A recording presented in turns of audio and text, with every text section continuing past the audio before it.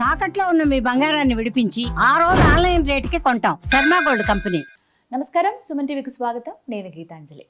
2026వ సంవత్సరంలో ద్వాదశ రాశుల వారి జాతక ఫలితాలు ఏ విధంగా ఉండబోతున్నాయి తెలుసుకుందాం. వివరించేందుకు ప్రస్తుతం మనతో పాటు ఉన్నారు భారతీ శంకరపీఠం వ్యవస్థాపకులు, ప్రముఖ ఆధ్యాత్మికవేత్త బ్రహ్మశ్రీ అన్నవరపు తిరుపతిమూర్తి అవధాని గురువు గారు. వారితో మాట్లాడదాం. గురుగారు నమస్కారం అండి. ఓం శ్రీ మహాగణాధిపతయే నమః. గురుగారు, మకర రాశి వారి జాతక ఫలితాలు ఈ 2026వ సంవత్సరంలో ఏ విధంగా ఉండబోతున్నాయంటారు?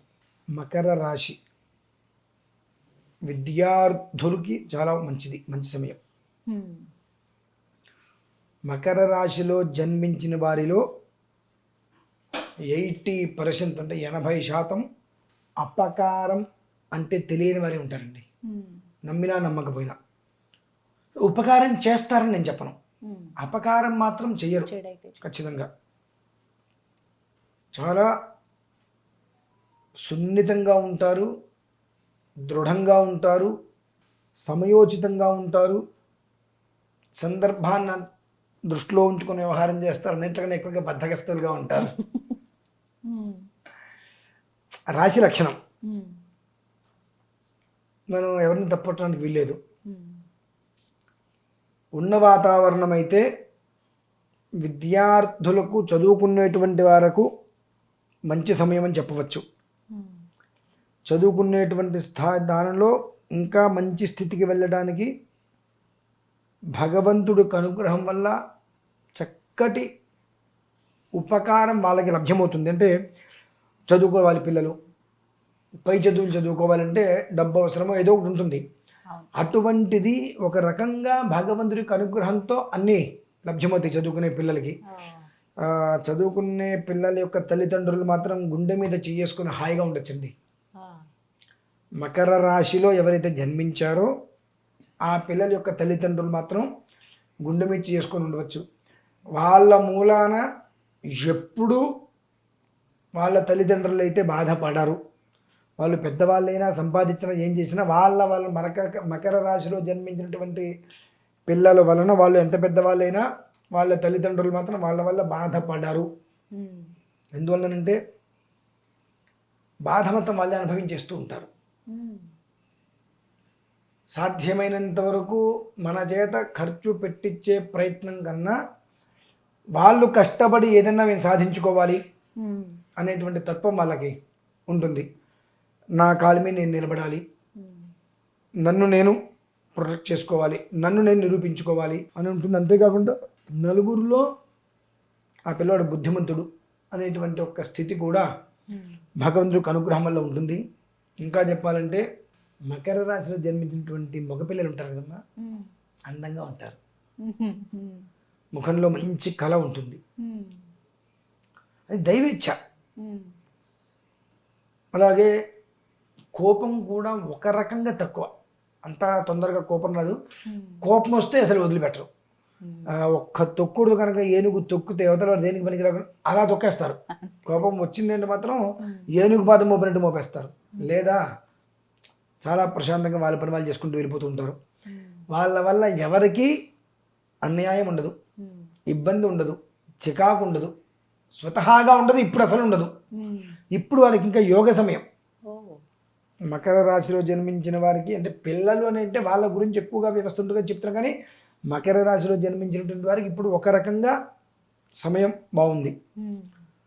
అనుకున్న వాటిని సాధించటానికి వాళ్ళకి వనరులు భగవంతుడు ఏర్పాటు చేస్తాడు ఏదో ఒక రూపంలో. ఇప్పుడు ఒక పిల్లవాడు ఉన్నాడు, అతను చదువుకోవాలి, పై చదువులు చదువుకొని డబ్బు కావాలి. అతనికి ఏదన్నా ఒక ఉద్యోగరీత్యా డబ్బు రావటము, లేదా వాళ్ళ తండ్రి గారికి అతని చదువుకు ఏదైతే అవసరమవుతుందో దానికి తగ్గట్టుగా ఒక యోగం లభ్యం కావటము ఒక మిరాకిల్ అంటారు చూశారండి.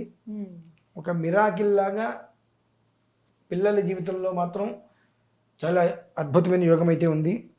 దేనికి భయపడవలసిన అవసరం అయితే లేదు. మకర రాశి అనేటువంటిది ఒక్కొక్కరు ఒక్కొక్క రకంగా ఇదేమిటి అదేమిటి అనుకోవచ్చేమో, అనుకోవాల్సిన అవసరం అయితే లేదు.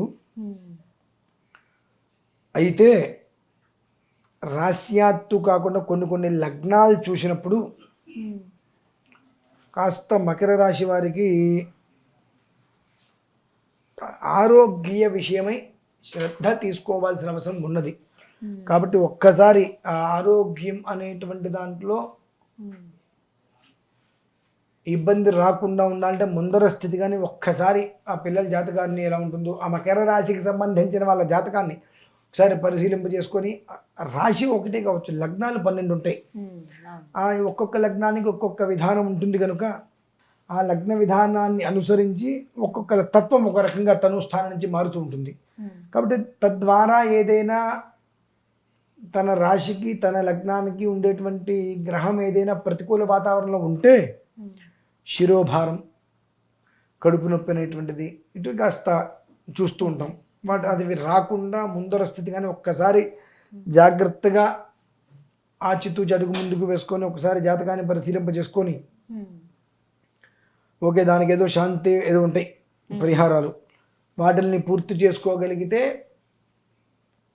మకర రాశి వారికి చాలా మంచిది.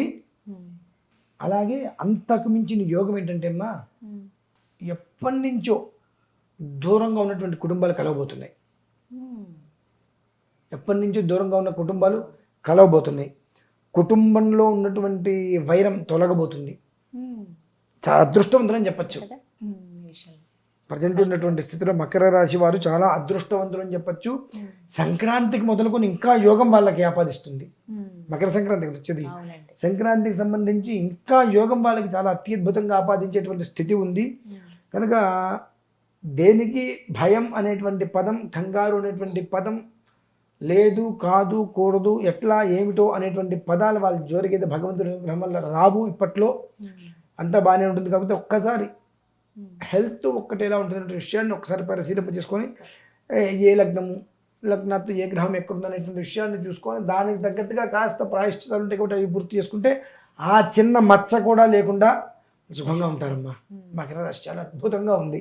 మరి అంటే పరిహారాలు ఏవైనా వారు నిత్య ఆరాధన అలా పరిహారాలు ఏమైనా అంటే ముందు హెల్త్కి సంబంధించి వేరే ఇబ్బంది వాళ్ళకేం లేదు. అంటే వాళ్ళు స్వతహాగా మనం చెప్పినా చెప్పకపోయినా పొద్దున్న భగవదారాధన చేసుకుంటూనే ఉంటారు. వాళ్ళు ఏదో ఒక దేవత ఆరాధన చేసుకుంటూనే ఉంటారు. దత్తాత్రేయుని ఎక్కువగా వాళ్ళు ఆరాధన చేస్తూ ఉంటారు. అలాగే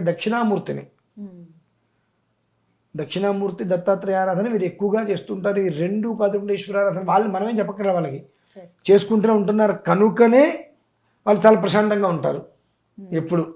అదొక యోగకరమైనటువంటి విధానం. ఆరోగ్యం ఒక్కటే వాళ్ళకి ఏదైనా కాస్త అటు ఇటు ఉంటుంది కాబట్టి ఆ మచ్చ కూడా లేకుండా ఉండటం కోసం ఒక్కసారి పరిశీలన చేసుకోవడం శ్రేయదాయకం. అంతేనమ్మా. చక్కగా తెలియజేశారండి. ధన్యవాదాలు గురువు.